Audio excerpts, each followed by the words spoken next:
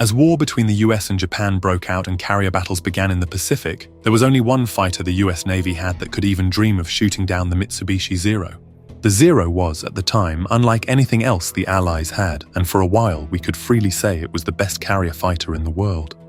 Entering service in 1940, the Wildcat was the first monoplane fighter Grumman made, and because it was developed in the chaotic transition from building biplanes to monoplanes, the Wildcat ended up being a mix of older and modern, cutting-edge technology. For example, it had potent armament for the time and an ingenious style of folding wings. On the other hand, it had a hand-cranked landing gear that required the pilot to turn the crank 30 times while flying and watching for enemy fighters. The Wildcat, from the very beginning, went into battle with a huge disadvantage on many levels. First was that after Pearl Harbor, only half of the requested fighters were actually delivered. Second was the fact that inexperienced pilots were going up against the Zero, which was already better at almost everything the Wildcat had. And on top of that, it was flown by extremely well-trained and experienced Japanese pilots. Even before World War II, the Japanese Navy had a strict training program for pilots, where only a small percentage even made it through successfully. But those that did become pilots were simply the best of the best. This would drastically change later in the war, but at this moment, they were the best pilots flying the best fighter in the world. Although the Wildcat, like its older brother the Curtiss P-40 Warhawk, was intended more as a stopgap solution and planned to be replaced soon, it was the only thing the US Navy could send into desperate battle early in the war. The F-6F Hellcat and F-4U Corsair would come later, mostly when the Japanese Navy was significantly damaged, and take the spotlight. But these early fighters and their pilots were the ones to suffer the most. Wildcats were also delivered to the British, who called it the Martlet at first, and they were actually the first ones to use it in combat.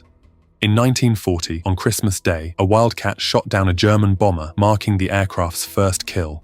In 1941, bracing for their biggest fight, many pilots were transitioning from older biplanes, and there were many accidents with Wildcats during training, especially on carriers.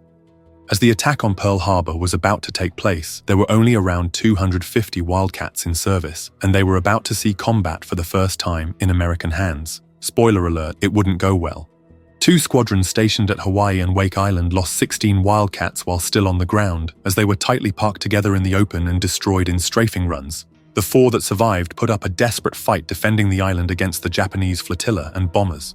Lieutenant Elrod sank a Japanese warship, hitting and detonating its rack of depth charges. He would earn the Medal of Honor posthumously, as he was killed when the island was overrun later in December, where all remaining Wildcats and their pilots were lost.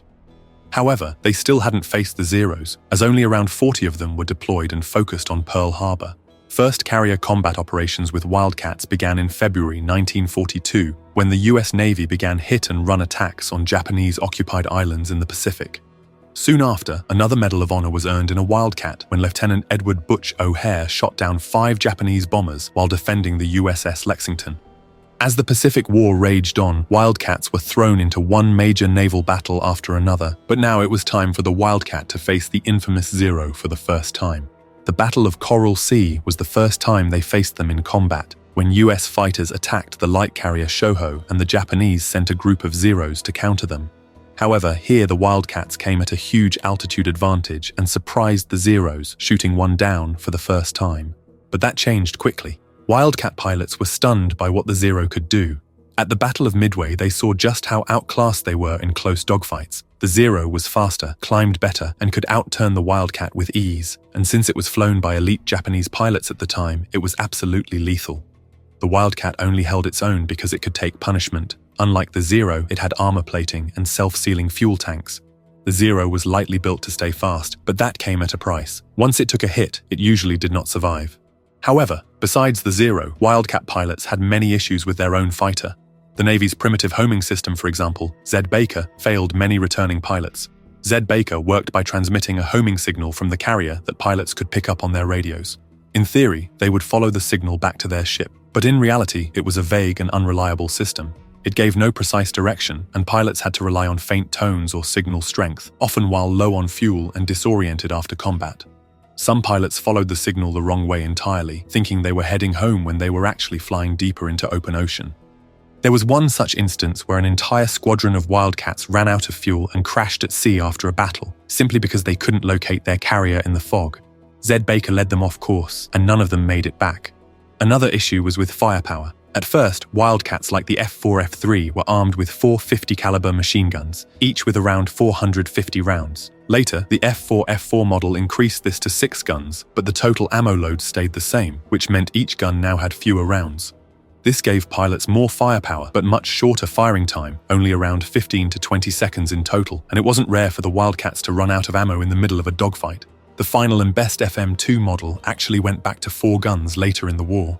Replacement pilots fresh from training were thrust into battle with minimal flight hours. One veteran pilot said that some of them barely had enough time in the Wildcat to get safely airborne before being sent into combat, and they faced seasoned Japanese aces with hundreds of hours. It was a recipe for disaster, and indeed, on bad days multiple times during the war, the Wildcats were decimated. If the Coast Watcher warning failed, or if the Wildcats couldn't get altitude in time, Japanese raids reaped a bloody toll. Wildcats would see the heaviest fights during the Battle of Guadalcanal campaign, where they flew multiple missions daily and fought hard against Japanese bombers escorted by swarms of Zeros. This was where the Cactus Air Force came into play. They fought from the ground, operating from a rough dirt airfield, and endured just horrific conditions and losses while fighting the Japanese. Weather conditions made everything worse than it already was.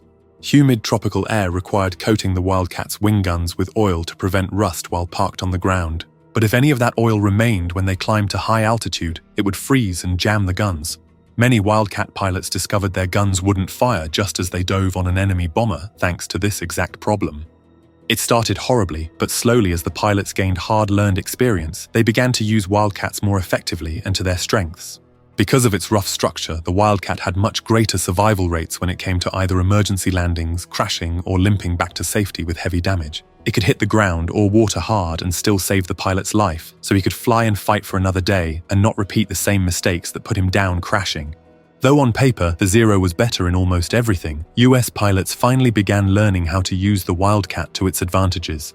Its stronger airframe, besides being able to take damage, could be used to outdive the Zero, which couldn't hold such G-forces with its paper structure. Wildcats avoided fighting Zeros on their terms and engaged only when conditions favored them. If things didn't look good, they would dive away and escape. Commander John Jimmy Thatch, a veteran Wildcat leader and inventor of the Thatch weave tactic, mentioned in his report that it was surprising any of the Wildcat pilots returned alive. He also said that success against the Zero was not due to the Wildcat's performance, but to Japanese mistakes and the superior gunnery and teamwork of US pilots later when they got more experience.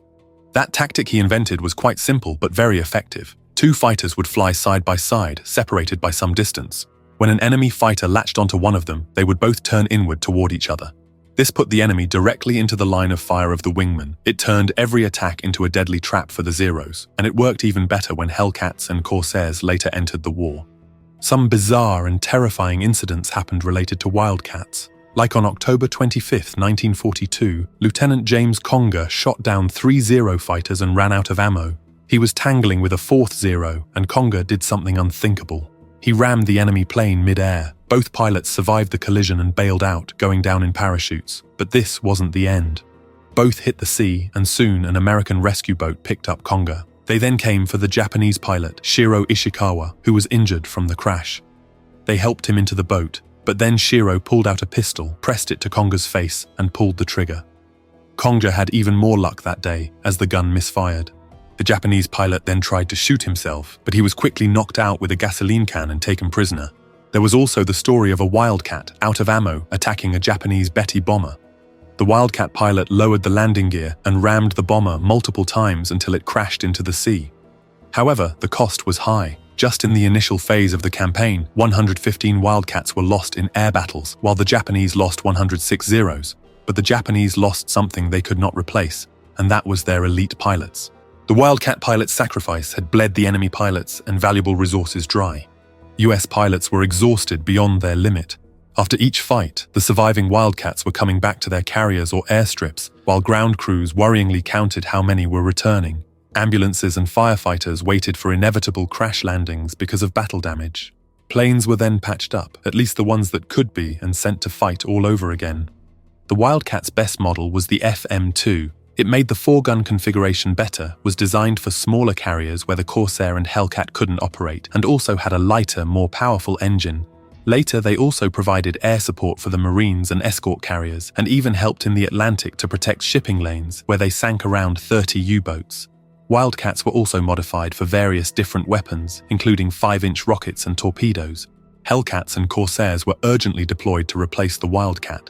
With better performance, higher speed, more firepower, and most importantly, handed over to skilled and experienced pilots, they began to decimate the aging Zero.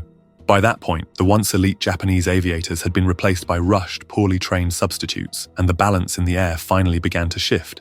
When the war ended, Wildcats were immediately taken out of service and either sold off or placed into storage. They were quickly overshadowed by the fighters that came after, but it was the Wildcat that fought through the most desperate phase of the Pacific War. It held the line when there was nothing else to send, and most importantly, it bought the time needed for better planes to be developed and for victory to be made possible.